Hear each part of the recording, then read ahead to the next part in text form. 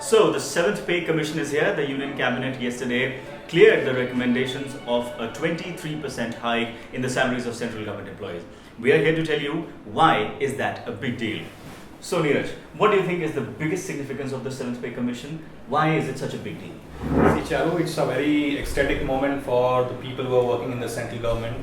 There are about 47 lakh people who are currently working in the government, and there are 52 lakh pensioners who will be getting a very good pay hike in their salaries. There is a 23% increase that the government has announced. So in total, 1 crore. 1 crore people, yeah. So and multiplied by the average size of household, these are roughly 4 crore or 5 crore people.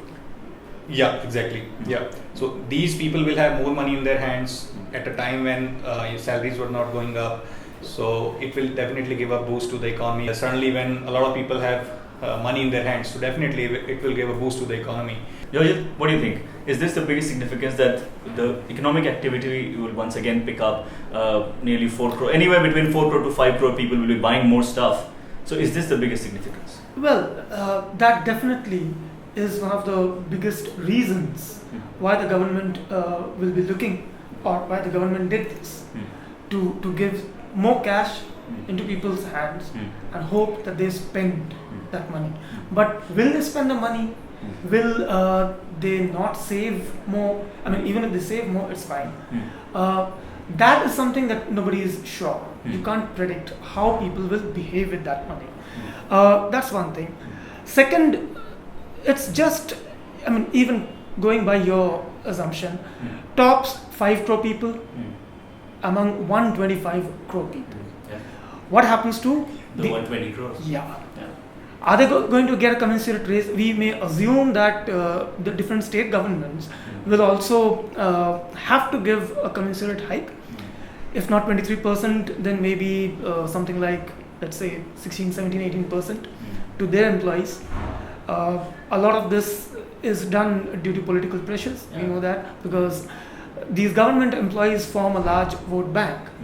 So no state governments really want to, let's say, piss them off.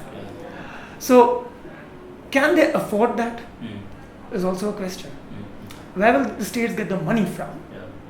Neeraj, what is the impact of this gap between the government jobs, the government sector and the private sector? The private sector employees will now be, looking at their neighborhood government employee, with a lot of envy. This is the problem with every pay commission, because the government has had this culture of having a pay commission every 10 years for the government sector employees, but there is no such scale which is implemented for a larger number of people who are not part of the government. India's workforce today, as per the 2011 census, is about 47.5 crore, and central government's workforce is about 1 crore. If we take another about 1 crore people, including the state governments and the PSU levels, even then it is just 4% of the workforce. So now, if you just look at the salary band, a starter in a government job, we call him peon, his starting salary would be 18,000 rupees. Now you compare his salary with the salary of a peon or the starting level employee in a private sector, he starts with 4,000 rupees, and for many years he remains at that same salary, because you remember,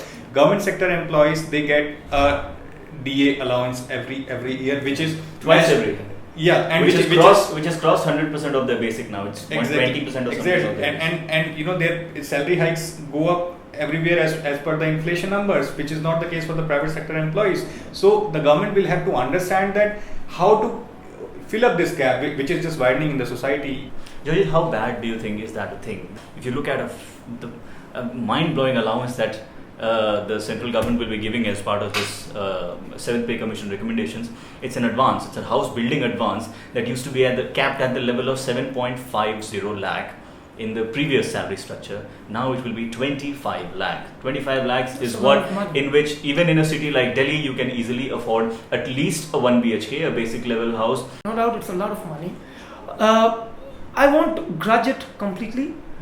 Why I would not do that is, I do want good people, talented people to be drawn into government services. Having said that, the government needs to make sure that everybody else in this country at least makes the cut.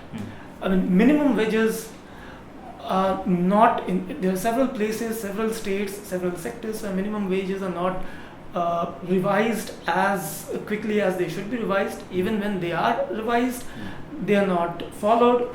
There is hardly any mechanism to monitor whether employers are, giving the minimum wages or not. At the same time, we have seen debates where people have said 25 rupees is enough, 32 rupees is enough for surviving, in this country. I mean, that's ridiculous. So as long as there is not, we need to put more money into the hands of people, but to many more people. All right, so it's a tricky thing, the 7th Pay Commission and its recommendations. The last time after the 6th Pay Commission, after a certain period of time passed away, the private sector was forced to keep up. In some sectors, salaries did go up, and eventually there was a lot of money in the markets as well. It remains to be seen how will the markets react, how will the private sector react. But definitely in the government sector, a lot of money is coming into the hands of people. Its impact on the economy, as predicted right now, we'll have to watch out for that.